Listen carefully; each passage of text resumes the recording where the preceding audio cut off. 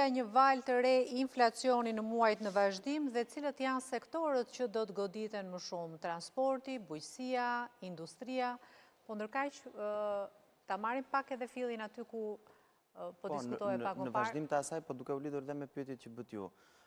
Çdo qeveri e përgjegjshme do duhet të ketë një vizion të caktuar për zhvillimin ekonomik të vendit të vet. Dhe në qendër të kësaj do duhet të jetë natyrisht fuqizimi i individit dhe i mundësive të tij ekonomike e tjerë me radhë, fuqizimi i familjes e kështu me radhë.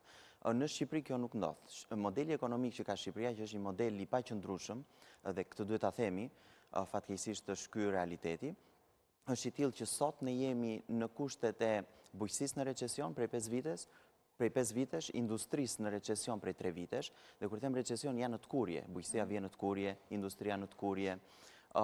Kemi OECD-ja thotë që sipërmarrjet këtu, klima e sipërmarrjes e biznesit është e fundit në rajon dhe e fundit në Europë.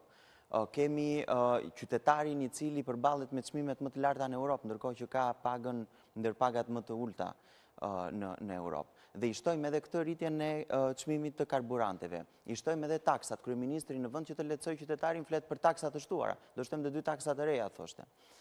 Ndaj ajo që duhet të ndryshojë në Shqipëri është, unë jam plotësisht dakord që nuk mund të bëhen këto masa ose këto diskutime sa herë ka kriza. Kriza do ketë gjithmonë.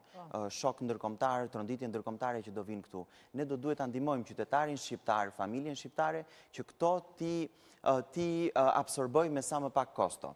Dhe kjo bëhet duke ndryshuar rrënjësisht modelin ekonomik, duke u rikthyer tek prodhimi është çelësi, duke ulur barën fiskale për qytetarin shqiptar dhe duke i dhënë të gjitha mundësitë që të çlirojë gjithë potencialin e vet ekonomik dhe të ketë mundësitë që dhe këto presione, po themi, që vinë nga jashtë, të mund t'i përballojë.